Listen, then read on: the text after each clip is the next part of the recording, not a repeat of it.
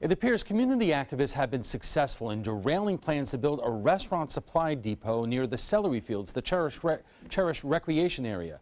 The developer's request to rezone the area was withdrawn yesterday, but another project remains on track. And ABC 7's Kate Flexter investigate what role, if any, campaign contributions are playing in the process. Kate. Thanks, Alan. For months, that piece of land has been a topic of hot debate and even protests. Nearby residents worry the proposed development would negatively impact the park. Conservation Chair for Sarasota's Audubon Society, Robert Wright, describes the Celery fields as an island of untouched land in the middle of urbanization. There is no more available land. What we have is what we have to work with. It's that piece of land Wright worries could be at risk thanks to two separate projects in consideration by Sarasota County commissioners. The first proposal, a 60,000 square foot warehouse facility for the use of restaurant equipment and food supply. But developers backed out of that proposal just this week. The second is still in its early stages of consideration. It's an industrial recycling facility proposed by developer James Gabbert of TST Ventures. Wright's concern is that project could remove the buffer between the Celery fields and the buildings on Palmer Boulevard. All that material being piled up there so close to the Celery fields can really wreak problems with this area. It's a concern shared by nearby residents who worry it could disturb wildlife and depreciate home values. We came here to this area to have the incredible way of life in Sarasota, to have all this natural beauty around us, and to live the Sarasota dream that everybody wants to live. For weeks, residents have protested at the site and filled commission meetings about the proposals. And it's not just the people who live in this area. It's not just the 15 communities and the schools and the churches and stuff that are out here. All of Sarasota loves this park, and all of Sarasota wants to see this park protected. Carolyn Cockey, who lives just a mile away from the Celery fields, describes the park as a major hub and worries the recycling plant could change the feel of the area. You'll see people practicing CrossFit and doing yoga. People bring their dogs here to train and ride their bikes.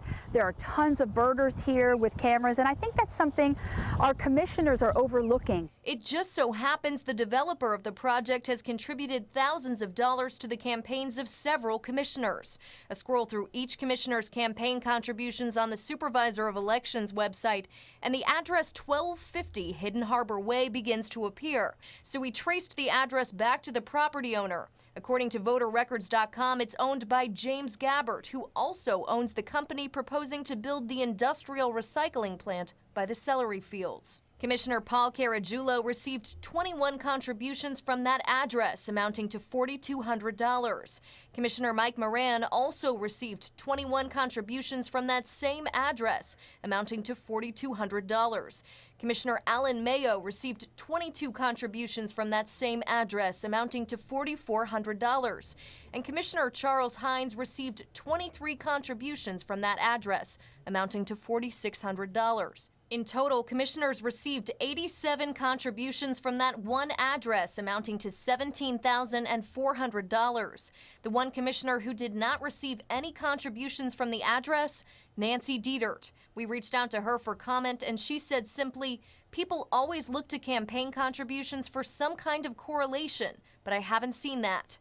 ABC 7 also reached out to the commissioners who received the contributions but did not get a response.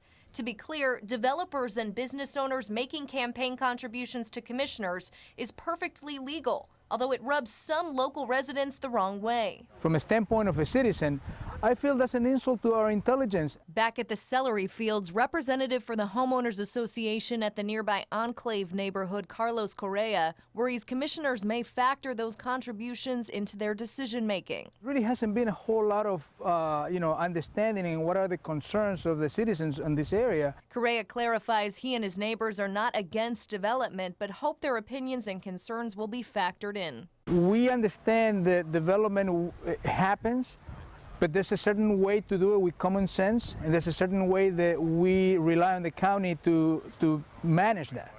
And I don't think they're right now doing their job. That's a sentiment shared by Wright. His hope that the county will consider a more compatible use for the land. Let's have a meeting and sit down and talk about this and decide what the best use of these lands is for the people of Sarasota County. Again, we did reach out to those county commissioners who received contributions from Mr. Gabbard again this afternoon through the county spokesman, but we have not received a response. Kate, thank you. But late today, I did talk to James Gabbard, who told me, quote, I have been a long-term contributor to Republican and good business candidates. I don't hide behind political action committees. I put my name on it. It's lawful.